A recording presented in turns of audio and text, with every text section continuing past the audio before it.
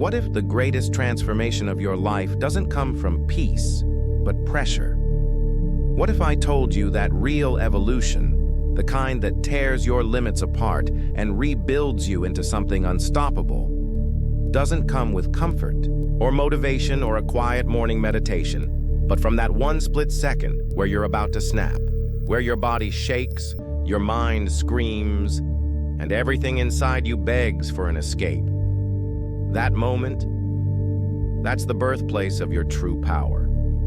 And I'm going to walk you into it, right now, not gently, not with soft words, but with raw truth and ruthless clarity. Because after this, you won't just think differently. You'll become someone else, not better, not worse, just not who you were. You'll either become something more powerful than you've ever imagined, or something colder than you ever wanted. But that choice starts here, right now. This is not motivation. This is not about feeling good. This is not another pep talk about pushing through. This is a neurological override, a hard reset of your identity. And once you cross this line, there's no going back. You've felt it before. That crack in your foundation, that breath you hold when your world is shaking. Maybe it's the moment before you confront someone who's been disrespecting you. Maybe it's right after the call when your plans fall apart. Maybe it's the moment you realize your job, your relationship, your whole life has been built on a version of you that's too damn tired to keep holding it together. That instant is pure energy. And most people run, they collapse, they freeze.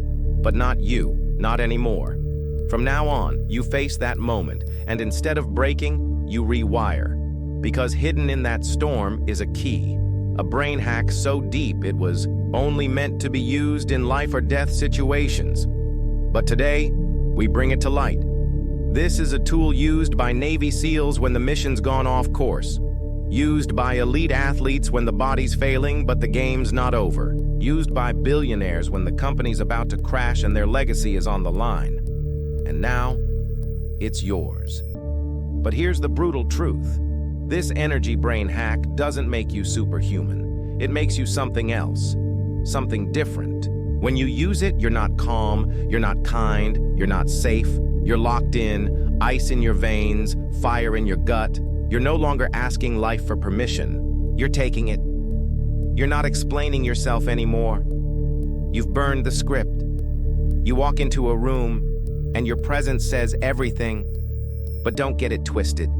This power, it's not clean. It's not pure. It has a cost. Because when you stop breaking, you also stop feeling. You stop hesitating. And yeah, that can make you unstoppable, but it can also make you dangerous. To others, to yourself. So don't say yes to this lightly. Don't pretend this is just another mindset shift. This is a war zone in your brain. A full-blown psychological override. And you're about to launch it. Here's how it works. Your mind has two operating systems. The first is survival. It keeps you safe. It makes you hesitate when things get intense. It makes you polite, predictable, acceptable. The second is primal. It doesn't care if you're liked. It doesn't care if you're balanced. It only cares about winning the moment, surviving the fire, becoming something that doesn't bend, doesn't stall, doesn't break. And this hack flips that switch. Right now, most people are stuck in the survival loop. They flinch under pressure. They look for comfort, for rescue, for someone else to save them. But once you learn this override, you don't flinch anymore. You sharpen, you turn, your pain into precision, your fear into focus, your doubt into domination. And you don't wait for a better day. You take this exact second, the hardest one, and you claim it as yours. That's the first rule. Pressure isn't the enemy. It's the trigger. And what triggers this override? A decision. A ruthless, irreversible decision that the old version of you is done. You don't wait for the motivation. You don't wait to calm down. You act in the storm. And that changes everything. Because most people want transformation without discomfort. They want clarity without pressure. But you? You're about to meet the edge of your limits and step past them. You're going to feel your nervous system scream, "Run!" And instead, you'll lean in. And that's when the hack unlocks. That's when your body stops reacting and starts obeying. Because the brain doesn't respond to reality. It responds to the story you tell it about reality. And the new story is that pressure is your power. That fear is your fuel. That every second you hesitate is a second you surrender control. So from now on, no more waiting, no more apologies. You flip the switch, you become the weapon. But here's where it gets even more real. Because once you flip that switch, you don't just change how you act, you change who you are. You stop needing praise, you stop chasing comfort, you stop reacting emotionally to every little thing that used to throw you off, and people won't understand you. They'll say you're cold, you've changed, you're intense, and they'll be right. Because you didn't come here to be nice. You came here to be undeniable. You didn't come here to be understood. You came here to command. But even with all that, don't lose the warning, because this power can consume you. You can become so focused, so unshakable, that you forget how to feel. You forget to rest. You forget to laugh. That's why this isn't for everyone. This is for the few who are willing to face themselves at their weakest and rebuild themselves into something that doesn't crack under fire. The first time you use this override, it will feel unnatural. Your body will resist. Your thoughts will scream. But the second time, the third, it gets faster, sharper, cleaner, until one day you realize you don't break under pressure, you become pressure. You walk into rooms and the energy shifts.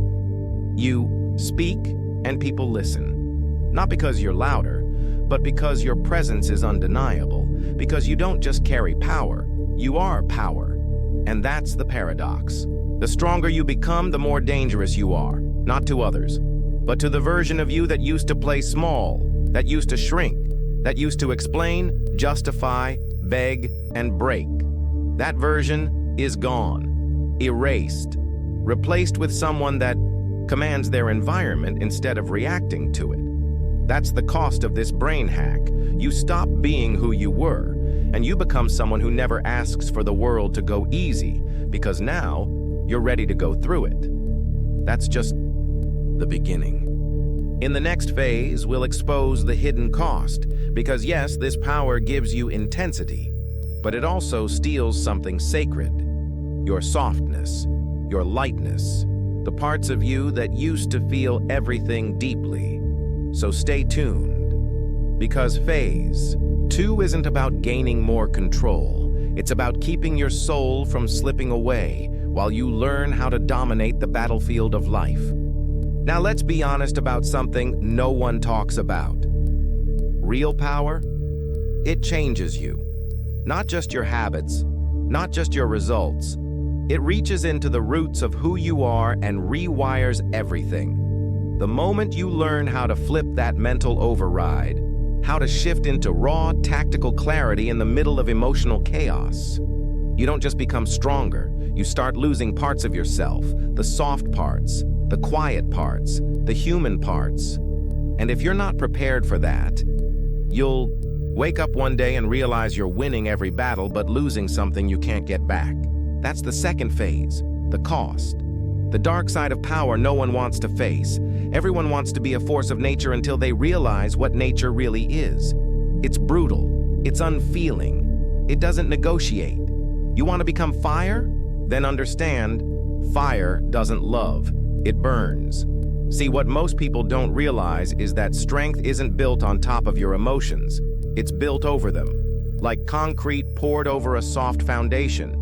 You can't be unshakable and emotionally available in the same moment. Not when everything's on the line. That's why elite performers don't flinch. That's why special forces don't cry in the middle of a mission. That's why billionaires can fire 100 people in one day and sleep like babies. Because they've trained themselves to feel less, or at least delay feeling until after the war is won. But there's a consequence. You win the game, but you forget how to play for joy. You win the battle, but lose the ability to cry at the victory. And that's what you're walking into if you use this brain hack recklessly. You stop breaking, but you also stop softening. You stop reacting, but you also stop connecting. And if you're not careful, you don't just become powerful. You become alone. Let me make this even clearer. When you flip this override often enough, your nervous system adapts. That rush of adrenaline, that tightness in your chest, that impulse to explode or collapse, it doesn't come anymore. Instead, you get calm. Too calm. People scream and you stare. The deal falls apart and you don't blink. Your friend breaks down and you feel nothing.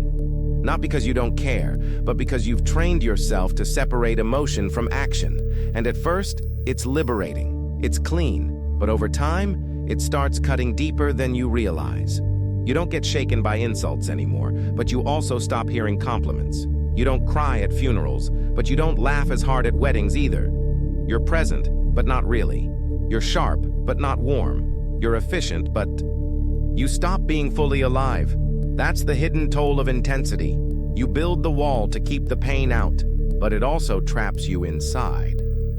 You ever notice how the strongest people often feel the loneliest? That's not an accident. It's a pattern. Because when you master your emotional system to survive chaos, you stop depending on anyone else to hold you together. And that makes you dangerous. But it also makes you disconnected. People can't relate to you anymore. They feel your edge, not your embrace. They respect your power, but they can't feel your presence. And eventually you start believing you don't need anyone. You stop sharing, stop opening up. You become the calm in everyone's storm. But you forget what it's like to be seen in your own. This is the paradox of the energy brain hack. It gives you armor that can survive anything, but that same armor can make your love, your creativity, your softness suffocate. You can win the world and forget how to love it. So why am I telling you this? Why bring you this far just to show you the cost? Because real strength isn't just about power. It's about balance. Control without compassion is tyranny. Focus without feeling is emptiness. Dominance without depth is just noise. And if you want to carry this power without being consumed by it, you have to know how to return to yourself. You have to know when to drop the armor, when to let the wall down. Not always. Not during the mission, but after, when the fight is over. You have to find your way back to feeling, back to softness, back to presence. Because if you don't, you become the very thing you were trying to fight, a machine. And here's the next truth.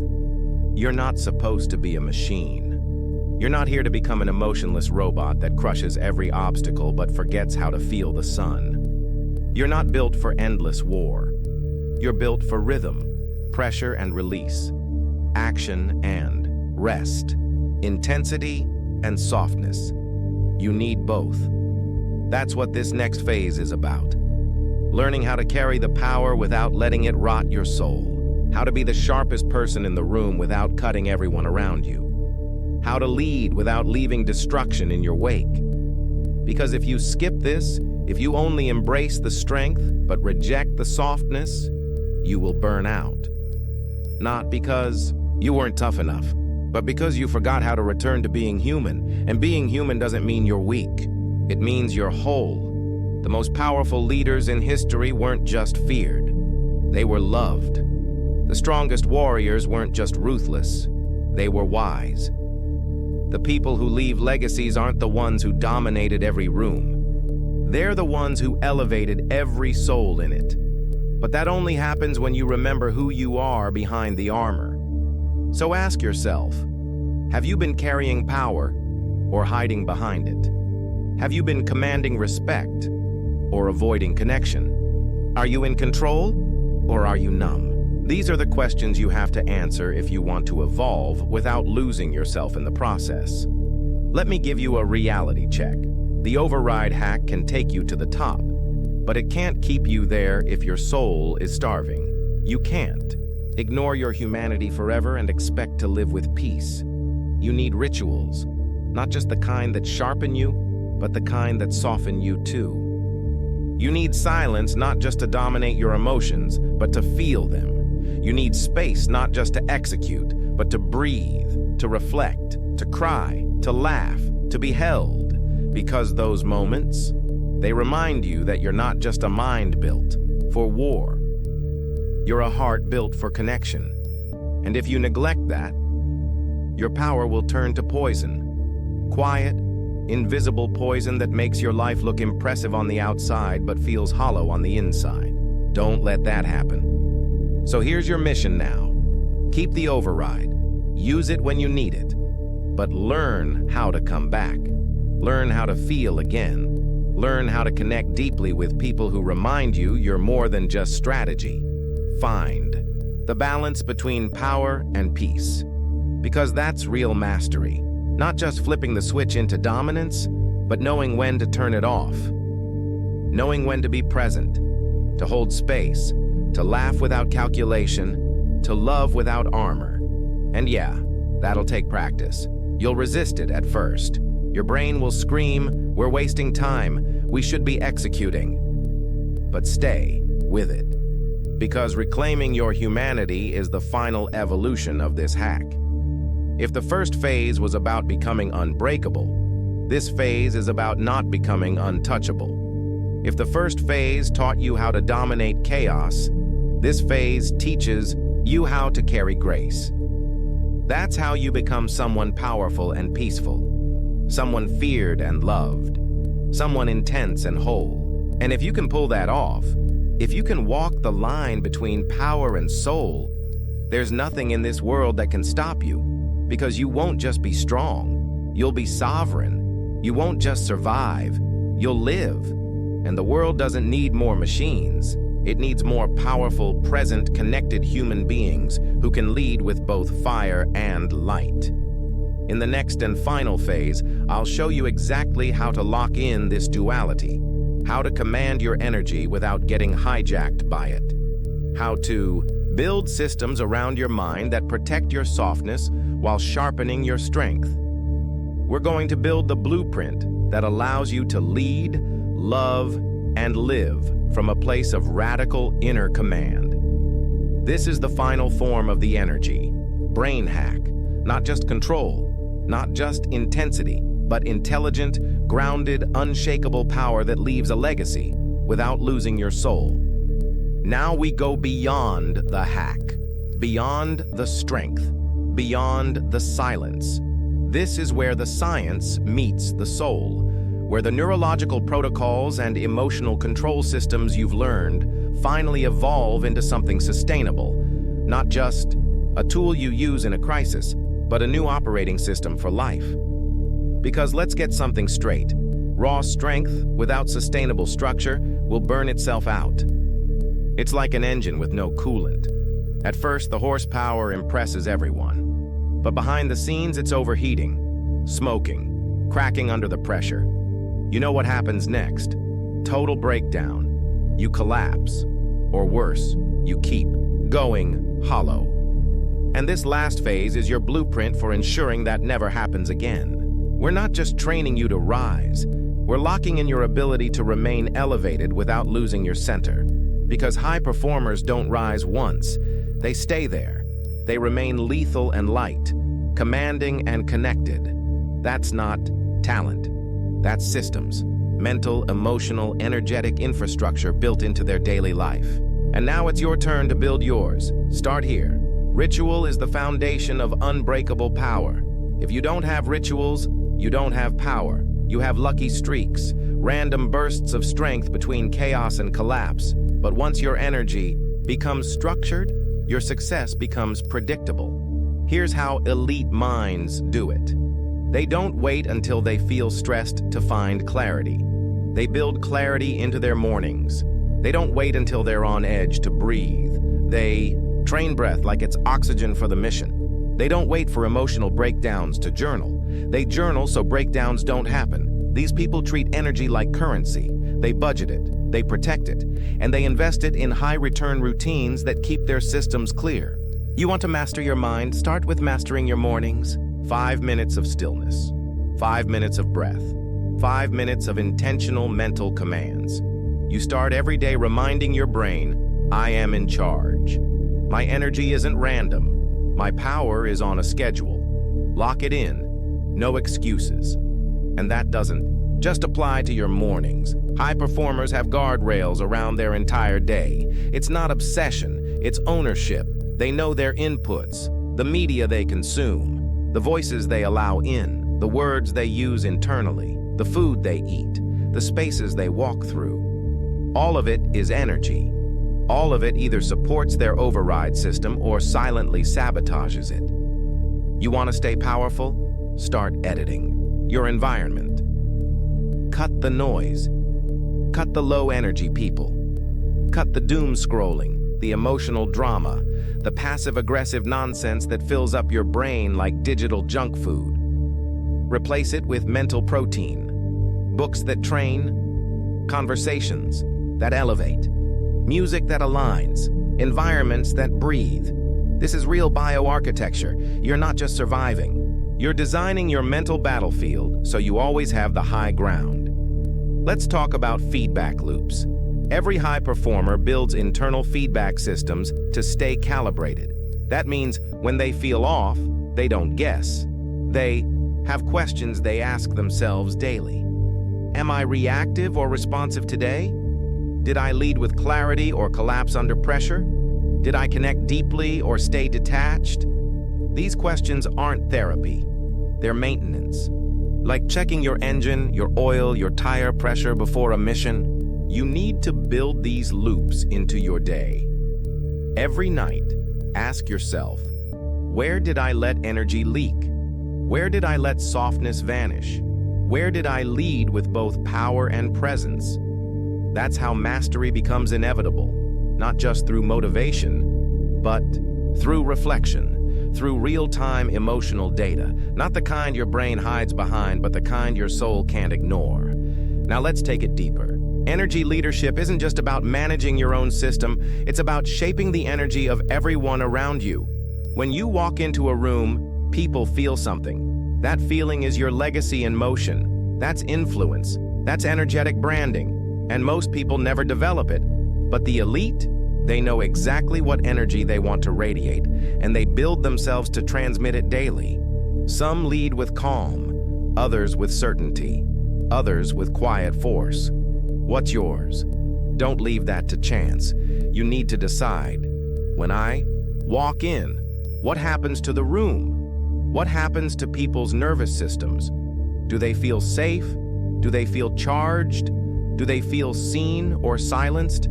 Don't just build your mental system, build your energetic identity and lock it in with intention. This isn't just internal work, it's external impact. Power isn't personal, it's contagious.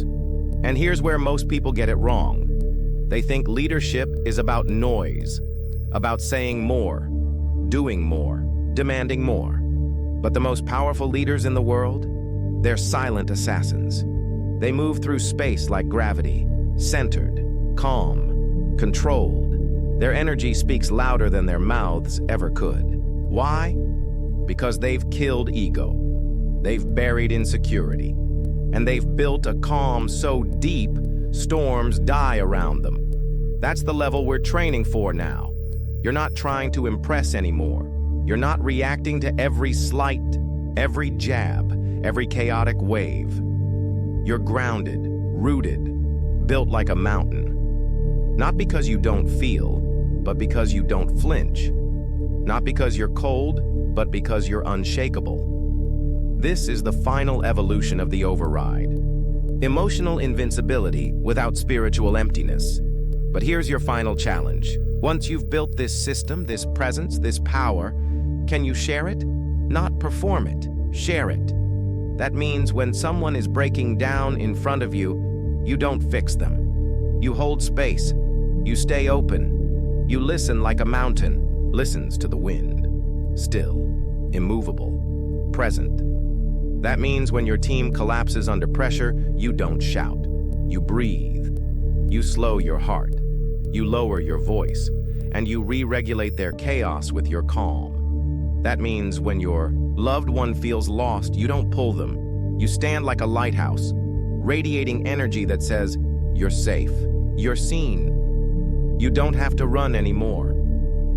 That's real energy leadership, not overpowering the room, but being the reason the room feels safe to feel again. And in that moment, you're not just someone who controls energy. You're someone who transmits healing. Not with platitudes, not with nice words, but with your actual nervous system. Your regulation becomes their reset. Your breath becomes their anchor. That's why this hack, this override, this entire neurological system was never just about survival. It was about becoming a system of stability for others. Because when you can command your own internal chaos, you automatically reduce the chaos in every space you enter. That's how revolutions begin. Not with force, but with frequency. And you've become the frequency. So this is where we land. You started out searching for strength, for clarity, for a way to never collapse again. You wanted to hack the system, override the stress, eliminate the breakdown, and you did it. But now you've built something even deeper, a system of self that cannot be shaken, a presence that cannot be ignored, a heart that cannot be hardened. This is energy mastery, not just surviving your hardest moments, but becoming the kind of person who can walk into any chaos, any storm, and remain absolutely unshakably clear, calm, whole, human. And from here, you keep building, not for applause, not for likes, not for followers, but for legacy, for the kind of legacy that doesn't just survive time, but shapes it, for a frequency that echoes long after you're gone. You've built the override, you've learned the cost, you've locked in the system. Now, go become the signal, the walking embodiment of conscious energy, emotional command, and undeniable presence. The world doesn't need another loud voice. It needs someone who can hold the silence, someone who doesn't just lead others, but leads energy. You.